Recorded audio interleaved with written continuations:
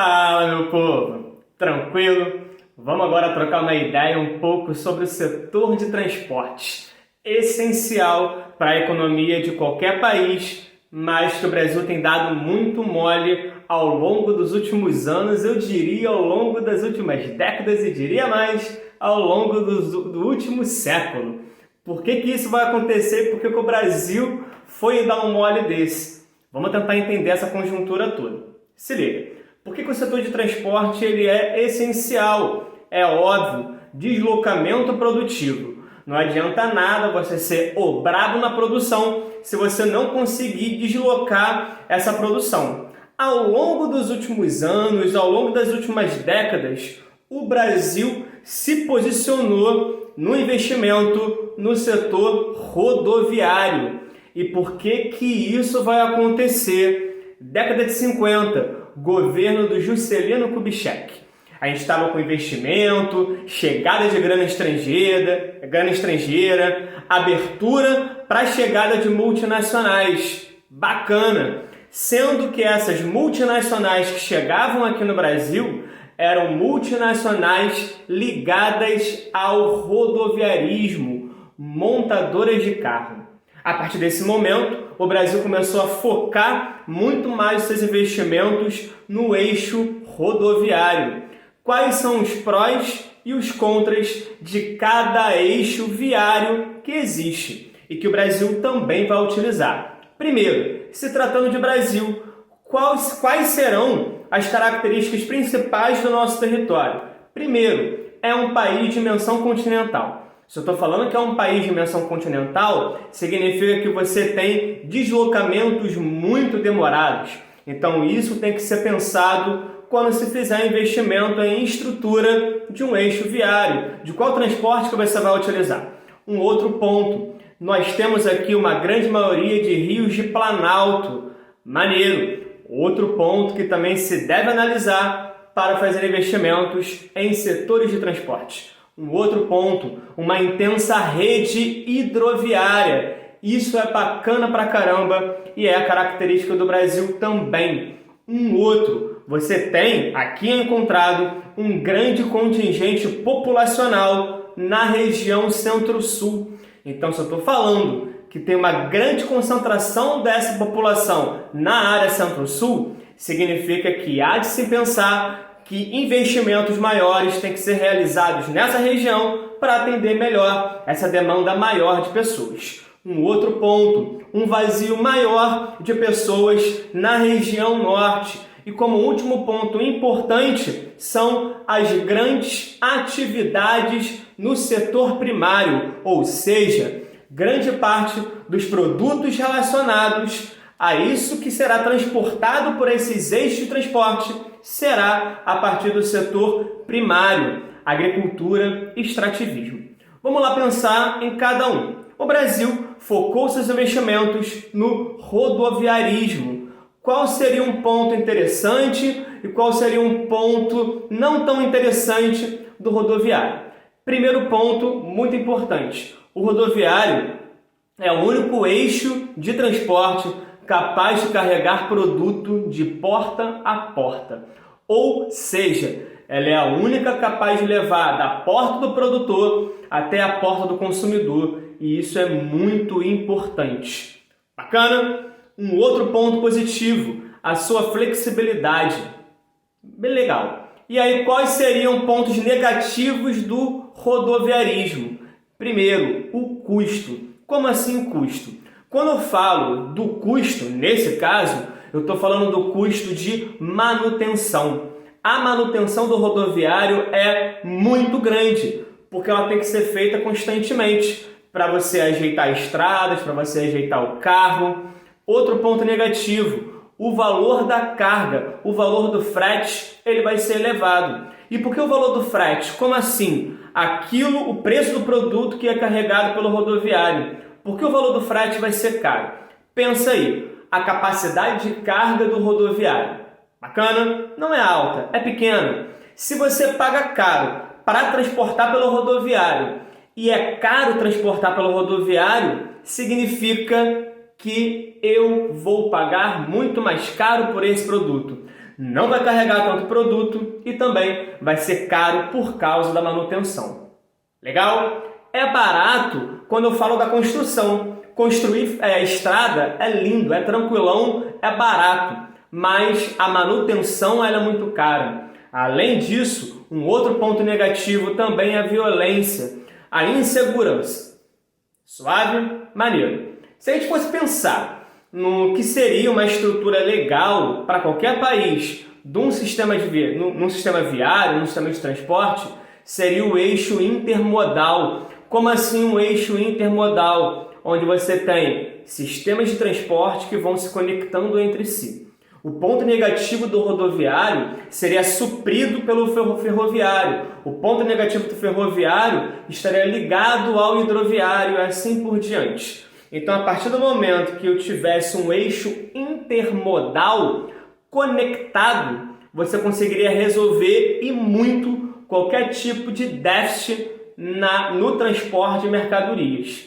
Boa parte daquilo que você paga no valor do produto que você consome, uma bela fatia disso é o valor que é pago no transporte dessa mercadoria. Se você paga caro, o valor desse produto vai ficar muito mais caro. Se você tem uma estrutura melhor e paga mais barato, o valor desse produto fica muito menor. Legal? Tranquilo. Agora vamos pegar o outro aqui, que é o ferroviarismo. O Brasil tinha um investimento bacana, tinha um crescimento bacana no ferroviarismo no momento de produção de café. Produção essa de café concentrada aqui no Sudeste e é onde a gente tinha um crescimento bem bacana desse modal de transporte que é o ferroviarismo. Mas aí vai chegando o período JK, como a gente apontou, esses investimentos no ferroviarismo acabam caindo e não vai avançando mais. Hoje, o nosso sistema ferroviário é muito limitado.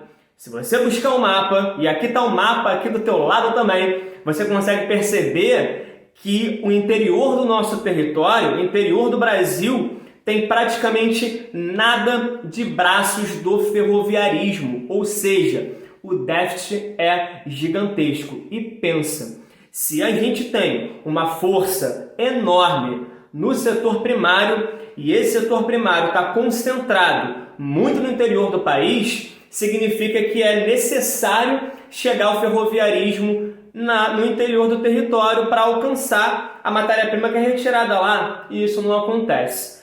Boa parte daquilo que é retirado de matéria-prima, agricultura no interior do país, é transportado por rodoviarismo. Aí a coisa embaça bastante. Olha só novamente o rodoviário antes de voltar para o ferroviário. Você consegue perceber quais são as maiores rodovias do país. A primeira principal, a maior rodovia do país é a BR-116, que ela sai lá de Fortaleza, no Ceará, e vai até Jaraguão, no Rio Grande do Sul. E a segunda maior rodovia que tem aqui no Brasil vai ser a BR-101, que vai lá de Touros, sai de Touros, lá no Rio Grande do Norte, e vai até o Rio Grande, lá no Rio Grande do Sul. E uma terceira maior rodovia que é encontrado aqui está lá na BR-364, que sai lá de Limeira, lá em São Paulo, e vai até Manso Lima, no Acre. São as três grandes rodovias que existem aqui, as três maiores. Ferrovia, existem algumas muito importantes. E depois de quase 40 anos, uma ferrovia muito importante foi finalizada. Pela metade, mas foi finalizada. Que foi a ferrovia Norte-Sul. Ferrovia essa que deveria ter 4,1 mil quilômetros de extensão. Saindo lá do Maranhão, lá perto do porto de Itaqui, e indo até a cidade do Rio Grande, lá no Rio Grande do Sul.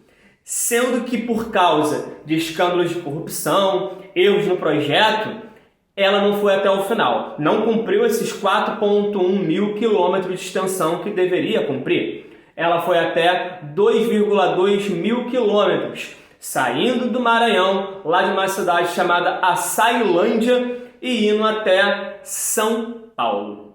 Certo? Essa é a maior ferrovia norte-sul aqui no nosso território. A ideia era cruzar o território de norte a sul, mas ela continua sendo importante, porque ela agora vai passar por uma área que é muito importante no Brasil, que é o Centro-Oeste, a região do agronegócio. Vai facilitar bastante a exportação de produtos. Legal. E aí, quais seriam pontos positivos e negativos do ferroviarismo? Primeiro ponto, qual seria um ponto negativo do ferroviarismo? A cara construção. É caro você construir um eixo ferroviário. Legal? São milhões e milhões e milhões desprendidos para você ter uma estrutura bacana para o ferroviário. Ponto 2. A pouca flexibilidade que vai existir. Ela não vai te entregar um produto de porta a porta. E é por isso que você deveria ter um eixo intermodal para alimentar o ferroviário. Qual seria um fator positivo? O valor do frete vai ser muito baixo. E por que o valor do frete vai ser muito baixo? Porque eu conseguiria carregar muito mais produtos e a manutenção do ferroviário vai ser muito mais baixa.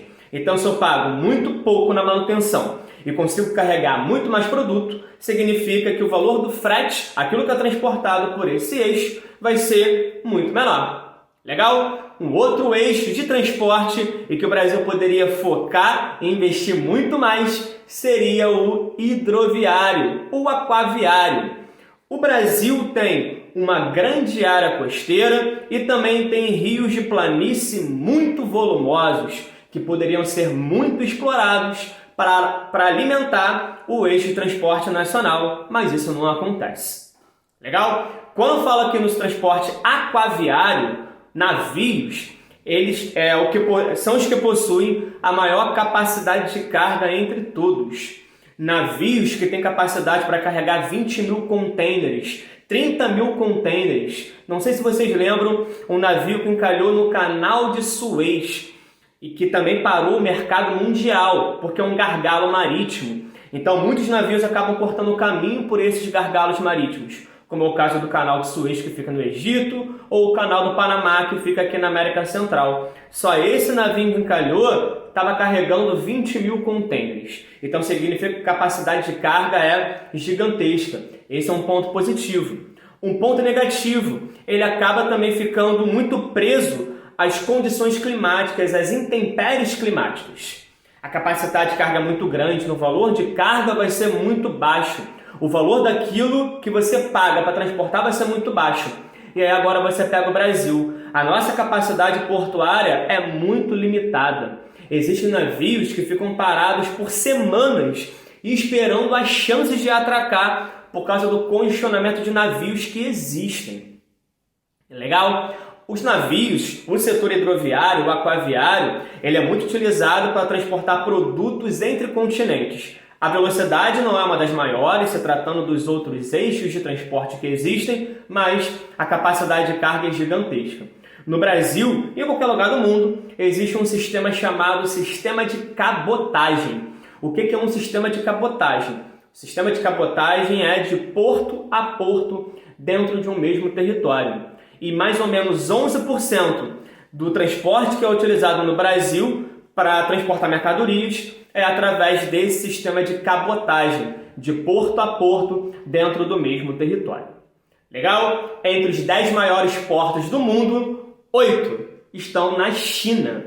E também a China é o país que projeta navios com a maior capacidade de carga que tem.